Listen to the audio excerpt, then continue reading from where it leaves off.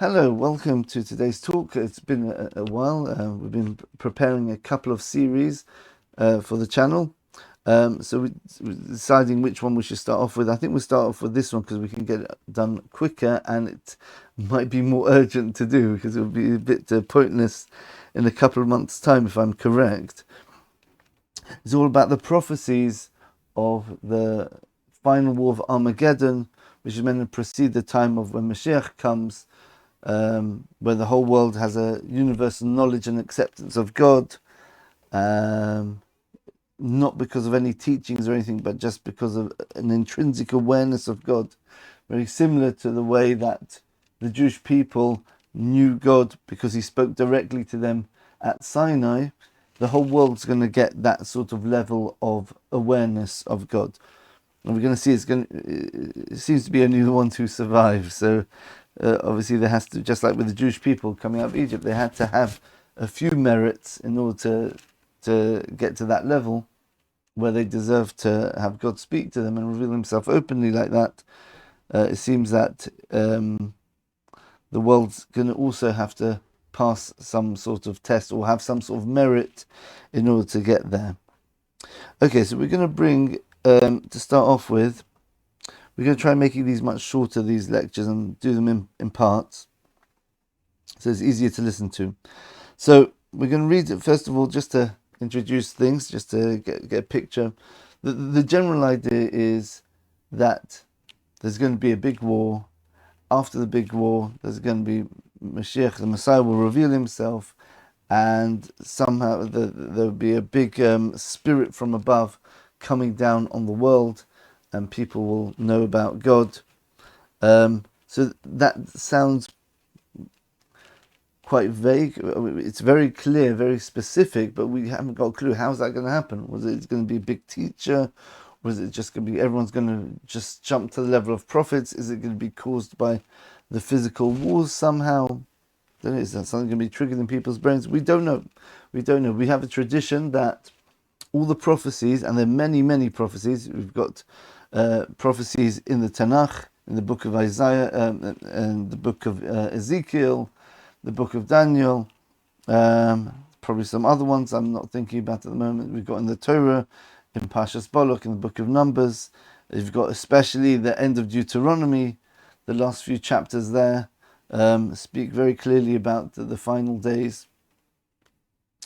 And we're going to hopefully touch on all of them the best we can. And also we've got a lot in the Talmud, the Gemara in Sanhedrin, the Gemara in Sota. Those are two tractates in the Talmud. We've got the Midrash, the Yalkut Shimoni. These are all examples of the oral Torah. This is the Torah which has been handed down, which wasn't written down originally, which is handed down from generation to generation. We've also got discussions in the Gemara, which we're hopefully going to have a look at between different Tanoim. Those are the rabbis of the Tanaic period, which is around the years between about the year during the Second Temple period, so it's about the year 100 BCE, something like that, maybe 200 BCE until the year sort of like 200 CE, something like that. So those rabbis have discussions written down in the Gemara Sanhedrin, the Tzadi Zayin 97b and 98 speaks at length about the Moshiach, and they discuss different verses, trying to bring proofs how exactly how it's going to come about, and we're going to hopefully touch on that. Okay, so let's go on to this story first from Reb Elchonon Wasserman. Reb Elchonon Wasserman, Hashem Yokim Domoy, he was killed in the Holocaust, and he was one of the great rabbis of the generation, and he was the pupil, the student of possibly the greatest rabbi in the generation, the Chofetz Chaim. It's very hard to say because I don't want to diminish any of the other very, very great rabbis who were at the same time as Chofetz Chaim, but the Chofetz Chaim is probably the most well known because of his two major works, besides dozens of works, but the two major ones were Chofetz Chaim, which we call him the Chofetz Chaim, Rabbi Yisroel Meir Kagan from Radin, right? A Cohen, he was a Cohen. We call him the Chofetz Chaim based on his book. The Chofetz Chaim means the one who desires life, and the book is all about, based on the verse in chapter 34 in Psalms, which says, "Who is the one who desires life? The one who guards his mouth from speaking bad." So all the laws of Lashon Hora, Rechilus, Motzi Shemra, which is basically slandering people even if it's true, and even more so if you're speaking lies, spreading lies about a person, right? That's very, very fundamental. In fact, we may give a lecture on that even, because this is the real thing the Jewish people have to be working on now. This is the reason why we're still in exile. It's very, very hard to get this right. But Baruch Hashem, I think the Jewish people are improving, especially the recent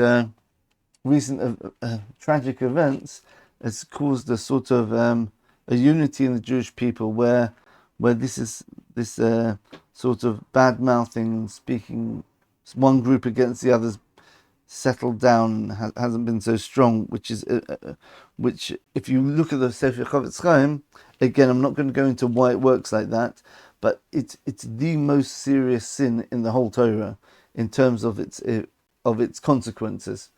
Again, it might sound very strange. What is worse than murder, worse than idolatry? Yet, in terms of its consequences, it's worse, right? We're going to have to understand why, but that's for another time, hopefully. Mitzvah Hashem should give me the ability to give a lecture on that. Otherwise, go to Reb Mendel Kessin. He's very famous for giving a whole lectures series on Lashon Hora, the power of speech. Reb Mendel Kessin, that's Kessin. You can look him up. We mentioned him a few times on this channel already. Okay, so the Reb Elchonon Wasserman, when he was in London, just at the breakout of the Second World War, there was a Jew in London who said, "Please stay with us." Right? I'm reading from the inside here, that's why I'm looking down. It's a book for those who can read Hebrew, Matzmiach Yeshua. It's a book written by Rabbi Mandelbaum, who's a rabbi in Israel at the moment, a very great man, who wrote this book about Matzmiach Yeshua, means the one who sprouts salvation, which is referring to the times we're going through now, and he's bringing down all different sources and things like that. He's speaking about the final war of Gog and Magog, as well as how the Arabs, the Yishmael, factor into this. Again, hopefully with this series I'll be touching on a lot of things. So he heard from the Chofetz Chaim, after being pushed to stay in England, because they didn't think the Second World War was going to go all the way to England. It seemed to be just a European war. He said, "Don't go back. You'll be in danger, especially after Kristallnacht and things like that." We know that the Nazis were very anti-Semitic, so it's dangerous to go back to Europe. Who knows what would happen? And should I go back to Poland or not? Yeah, that's what Reb Elchonon's question was. And he answered this Jew, and he said, "I heard from the Chofetz Chaim Zatzal that he said this straight after the First World War." So again, we're talking about prophecies now. I would call this a prophecy already. This is the Chofetz Chaim. He's a very great man, very holy man, and when he says something like this, when our rabbi says something so definitive like this, it's because they know something, and it's based on Chazal, the words of our rabbis in the Talmud of the Midrash. And it says that the Mechemes Gog and Magog, the war of Gog and Magog, of Armageddon, right, will be split up into three parts. The first part we just had, the First World War. So he's speaking in 1920 here. The second one will be in about 25 years until 30 years. Interesting. Okay. Right. The second one will be from 25 to 30 years, so that makes it 1945 until 1950. Okay, so it could be he was right after this First World War. It could be he was in 1918, and 25 years after that would have been 1943. Okay, so 1943 is when it got really bad for the Jews anyway, and that's the main part of the Second World War. Yeah. Maybe he's talking about some of the suffering after the Second World War as well. Maybe he's including the years up to 1948 as well. Interesting. About the wars they had with the Arabs there as well. Interesting. I don't know. Yeah, but anyway, it's a pretty accurate prediction. Then 25, 30 years after the First World War finished, there'll be another one. And he says the First World War, and if you learn your history, you know how serious and bad and tragic the First World War was. So many people died, so much suffering. He says the Second World War will make the First World War look like nothing. That means the Second World War will be way worse than the first one. And then there'll be the Mechemes Gog and Magog, the third one, and the final one. And it doesn't say it's going to be worse than the second one. Hope it won't be. Right? And at the end of this Third World War will be the final redemption. Based on the verse, it's a time of suffering, of pressure. Sorrow means a person has sorrows. It means it has problems, right? It'll be a time of great trouble for Jacob, the Jewish people. But as the verse finishes, it'll be saved from it. Right? It'll be a terrible time for the Jews, but they'll be saved from these terrible times. The Chofetz Chaim then carried on. He said, in the third war,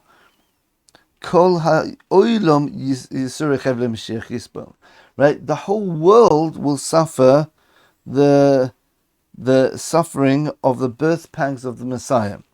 Right? Chevre Mashiach literally means the birth pangs. We know that we're going to speak about this maybe in the next lecture. The times of Moshiach, the times leading up to the Moshiach coming, are compared to a woman giving birth. When a person changes from one state of existence to another one, they have to go through a traumatic period because they're changing the foundational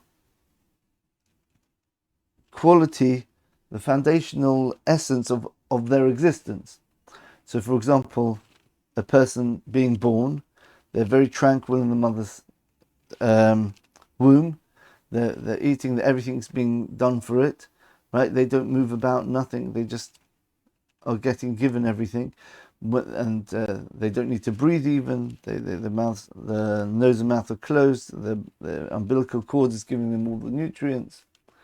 When they are born, you have a traumatic change. You're changing. The baby's going to have to start breathing now. He can walk around. He can hear his own voice, right? He can cry, right? And he's not being fed by the mother anymore. He's going to have to start eating or suckling through the mouth to start off with, right? So when you have a traumatic, a fundamental change from one level of existence to another paradigm of existence, there has to be a change, and that change entails with it pain, because on a deeper level, time and change and suffering go together. Because the person changing, they're going from one state to another. Now, whichever state they have perfection in, if they do, that means the other state is non-perfection. And by definition, the change period is also a state of imperfection. I'm talking about conceptually here. I don't mean like a person's got like a blemish or something like that. I mean something which is fundamentally, something's missing. And the way that we experience imperfection is pain. That's how humans feel it. It could be emotional pain, physical pain, intellectual pain, trouble, confusion, spiritual pain.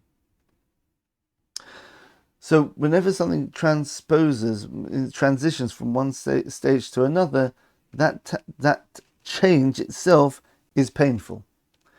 Another example is death. What happens when people die? Well, they go to hopefully a better place, but they're going from a life where they feel stable in their physical. They understand how the physical world works. Yes, I do this. I got my regular schedule. I eat, I drink, I sleep. etc., etc. Right? So people get into an understanding. They feel they're anchored in a certain reality, and then when that reality has to change for the better, because we're not meant to be anchored in a very, very mundane, physical, meaningless world, right? It's an important world because there's a world where we can create our world to come from. However, this world in itself is not the end. It's not the end of the. It's not the final purpose, because anyone can tell this is full of suffering and full of inconvenience, right? Full of pleasure as well. But that's the ultimate reason why God created the world is for infinite pleasure, as we spoke out in our very first lecture. So when we transition from one stage to another, there's pain, there's suffering, and then hopefully you'll go to a better stage, right? So just like the child before he's born, he's not really doing anything, he's not living really, right? He gets born, now he can experience the beauties of this world. Then when a person finishes in this world, he dies, hopefully he's going to a world where he's going to get close to God. And that also takes a very traumatic process called death. The process of death is very traumatic. But it's temporary. It's just a link, it's a bridge to get somewhere else. Then you have the resurrection of the dead. The resurrection of the dead is yet another stage, right? We've got people who have died, their souls up in heaven, the bodies down below, and then we reunite them together. Again, that's a big change. Right, so here we're talking about, it's not just the Jewish people are going to change when the Messiah comes. The whole world is going to be changing. Right, the whole world, right? The whole world will see that God has spoken. That the whole world, the whole of existence, is basically God's been doing it the whole time and running everything precisely. Now, to get those people who are already on that level or close to that level, the transition won't be that drastic. Right, because I know that God's in charge and everything, and He's bringing everything to a better place, and people are prepared for it. But for the people who are not prepared for it, it's going to be a massive shock to the system. So therefore, those people will have more of this suffering because there'll be more of a turmoil, more of an upheaval in their existence. So anyway, so the Chofetz Chaim says in the Third World War, which I think we're about to start, if we haven't started it already, the whole world will suffer the Yisur Chevle Mashiach, the suffering of the birth pangs of the Messiah. Now, what happens when a woman gives birth to a child? There's a bit of suffering, it's painful, she has labour pains, then it goes away, then a bit more, another problem, 2008 financial crash, maybe, right? You have COVID, maybe. The whole world's really suffering there, right? But again, it's painful, but okay, we can get through it.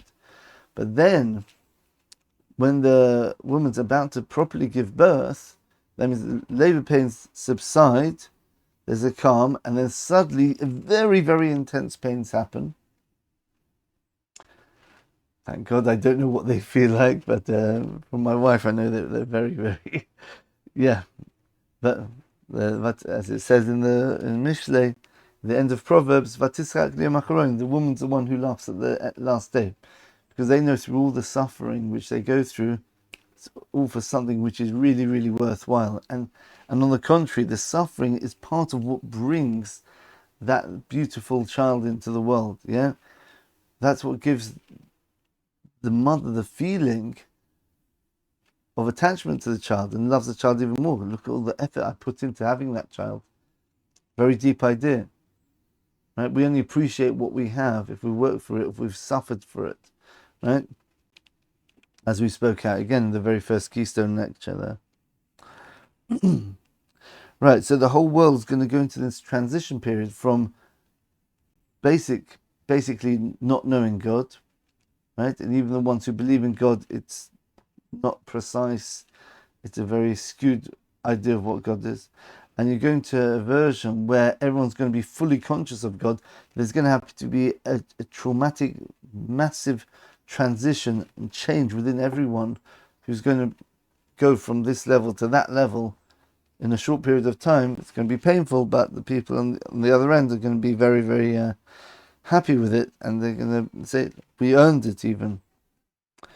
So Reb Elchonon finished and he said, if so, even you, the Jew in London, you're not going to be able to save yourself from the birth pangs of Moshiach, right? It's just, we're going to suffer this before you. That is scary, right?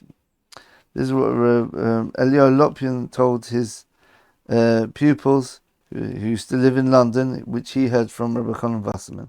Amazing. Okay, and this is brought down actually in his book, Sefer Lev Eliyahu Chelik Aleph, the first volume, Omid Reshut Zayin, page 217. So again, already we have an indication of the prophecies of the final war from the Chofetz Chaim here. The Chofetz Chaim says there'll be 3 world wars. He said this straight after the First World War. Gog and Magog, actually, so if you read through the different Talmudic portions and different verses and chapters in the Tanakh, it's not clear this is going to happen. Yeah, it sounds like there's going to be a whole massive, crazy war going on, and this country's doing that, this country's doing this. It says, what's going on? It's hard to make heads and tails. So if you break them up into 3 parts, then maybe we can start to make a bit more sense of these verses and these prophecies. So it's very interesting. So we already see. I'm going to do a proofs for Judaism and proofs for God series, hopefully, and already this could be one of them. The Chofetz Chaim predicting a 2nd and 3rd World War, already from the year 1918, straight after the First World War. Right? He said in 25, 30 years there's going to be another World War. It's going to be much worse, which indeed it happened. And there's going to be a 3rd World War. He didn't say when that was going to happen.